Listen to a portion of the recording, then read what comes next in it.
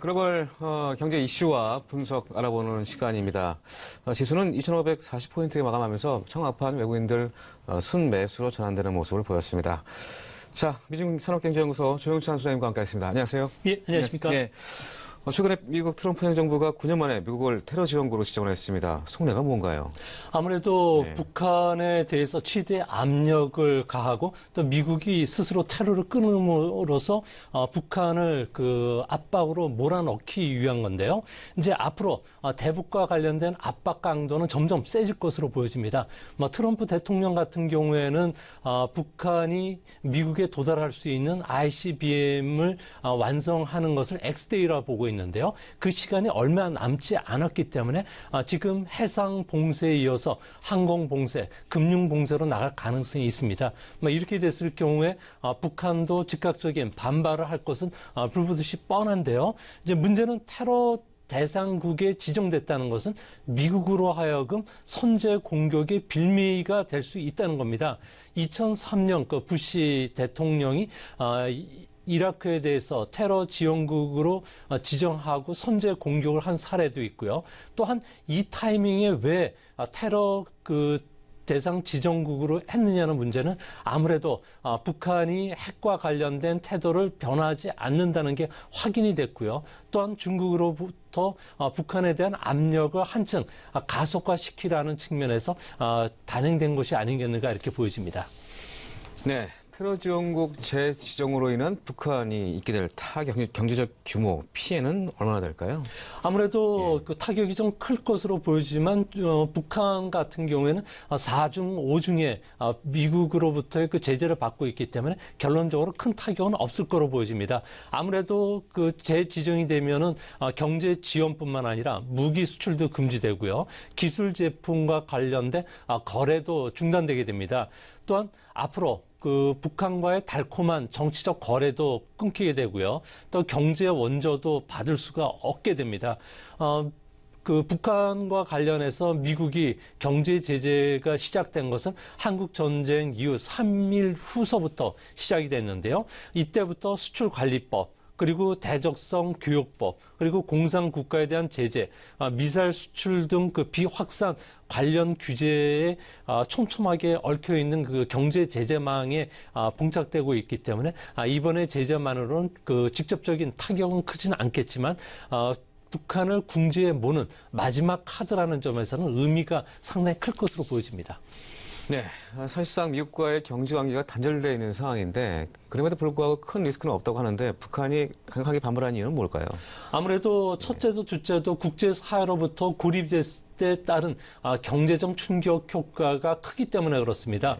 국제금융기관으로부터 대출을 받지도 못하게 되고요. 차관 제공도 끊기게 될 수가 있습니다.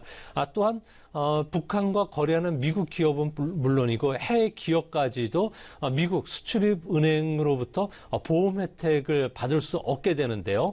이렇게 되면 다른 금융기관으로부터 차입이 불가능해지게 됩니다. 이랬을 경우에 식량 수입이라든지 기계 설비를 수입하기 위해서는 현금 거래라든지 물물 거래를 해야 되는 이런 상황으로 몰리게 되고요. 또한 외국으로부터 대북 원조가 끊기게 됩니다. 식량이나 의약품 원조 같은 경우에는 상당히 폭 줄어들 가능성이 있고요. 또 인도적인 차원에서 민간 지원만이 지원이 되기 때문에 앞으로 중국 그 지원도 크게 끊기지 않을까 보여집니다. 또한 전 세계 금융기관들은 달러 본위 체제 하에서 미국 금융망에 지금 등록이 되고 있는데요. 이 때문에 단순한 송금뿐만 아니라 상업은행의 그 거래나 결제도 할 수 없다는 점에서는 앞으로 대외 이미지 악화뿐만 아니라 장기적으로 북한에 대한 규제 압력이 상당히 커지지 않을까 보여집니다. 네, 북한의 핵 개발을 막기 위해서 중국이 원유라든가 이런 그 공급을 끊으면 되는데 국제 비난에도 불구하고 원유 공급하는 이유는 뭘까요? 네, 중국 같은 경우는 5년 전서부터 북한과 관련해서는 전략적 인내를 유지시키겠다고 했는데요. 전략적 인내라는 것은 한반도 안정을 위해서 북한을 체제 붕괴로 모는 원유 수출 중단이라든지 금융 거래 중단과 같은 조치들은 취하지 않는다는 겁니다. 원유 공급을 중단하지 못하는 것도 중국에는 세 가지 큰 원인이 있다고 하는데요. 첫째는 기술적인 원인이 있다고 합니다. 해룡장성의 대경 유전 같은 경우에는 한 곳에서 유전을 채취하는 게 아니라 20곳 넘는 곳에서 유전을 채취해서 북한에 제공을 하는데요. 이 모든 망대를 한꺼번에 막을 수가 없기 때문에 그렇습니다. 또한 정치적인 이유도 근거가 되는데요.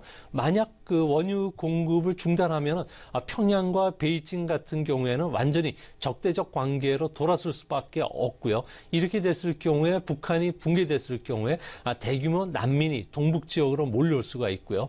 또한 그 미국과 국경을 맞대야 된다는 문제도 있습니다.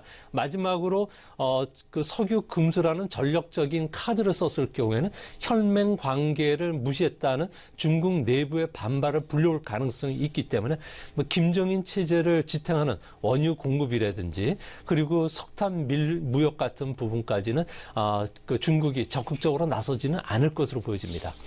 네, 미국이 대북 제재 효과를 높이기 위해서 미국 재정부가 중국 기업과 북한 기업과 거래하고 있는 중국 기업에 대해서 소위 말하는 세컨더리 보이콧에 들어갈 것으로 전망되고 있는데요. 이 관련돼서 그 외에도 중국을 움직이기 위한 전략은 어떤 것들이 있을까요? 아무래도 그 국제사회에서 볼 때는 중국 같은 경우는 협상에 좀 서투르고요. 고집이 세기 때문에 미국 입장에서 다루기가 상당히 어렵다고 합니다.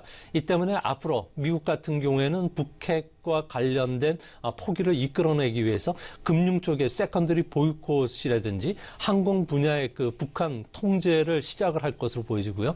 이래도 그 북한이 중국이 나서지 않는다면은 중국산 철강 제품에 대한 수입 제한 조치라든지 고율의 반덤핑 관세를 부과할 가능성이 높습니다. 이렇게 되면 중국도 즉각적으로 WTO에 제소를 한다든지 반대적으로 미국 제품에 대해서 여러 가지 규제를 할 것으로 보여지는데요. 이렇게 되면 더 많은 중국 제품에 대한 반덤핑 관세, 상계 관세 부과, 세이프 가드 적용 품목을 늘릴 수가 있고요.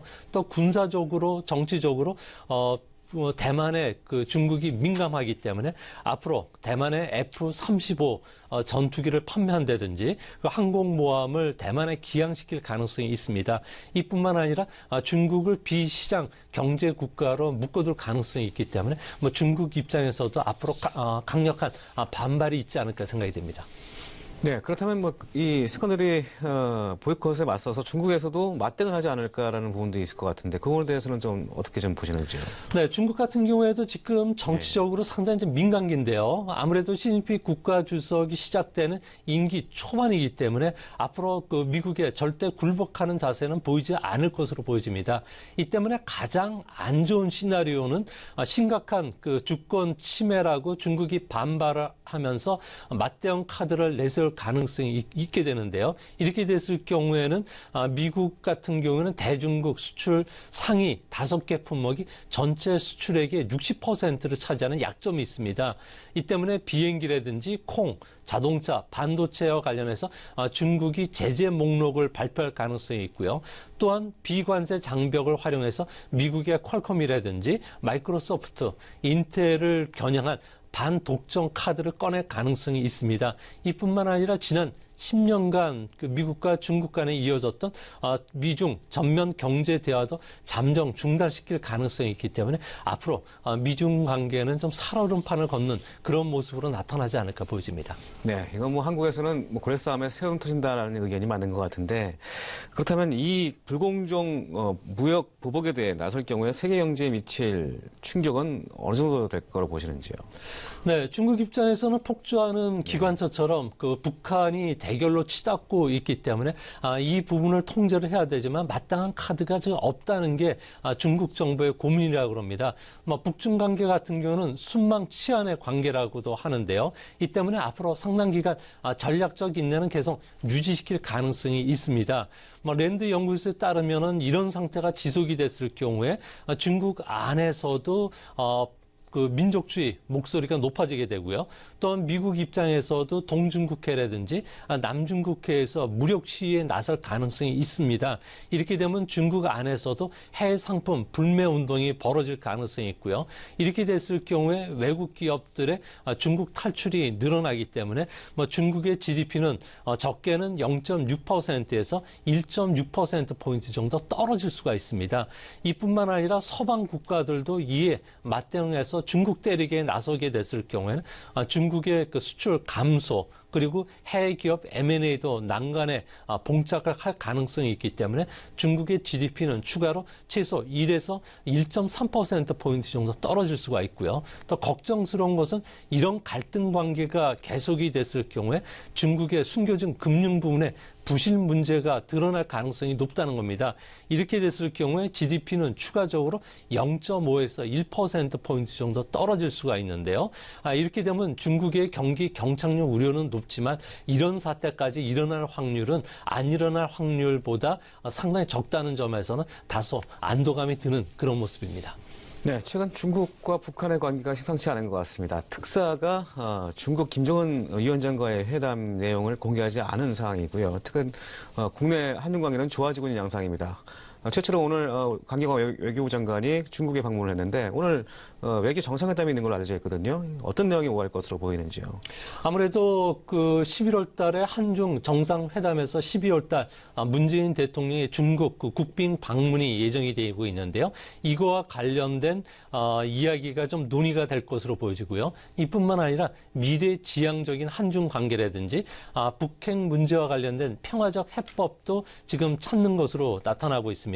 아무래도 왕이 부장 같은 경우에는 특사로 북한을 다녀온 숭타이 공산당 그 대연락부장의 그 방북 협력 관계 여부를 아마 그 설명을 듣게 될 것으로 보여지고요.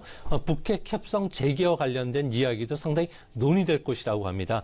이제 앞으로 최악의 국면으로 치닫고 있는 한반도 안정을 위해서 한국과의 관계 정상화에 좀 더 중국이 심혈을 기울일 가능성이 높다는 점에서는 중국과 관련된 관계 정상화 관련된 테마주들도 앞으로 부각이 될 가능성이 크지 않을까 생각이 됩니다.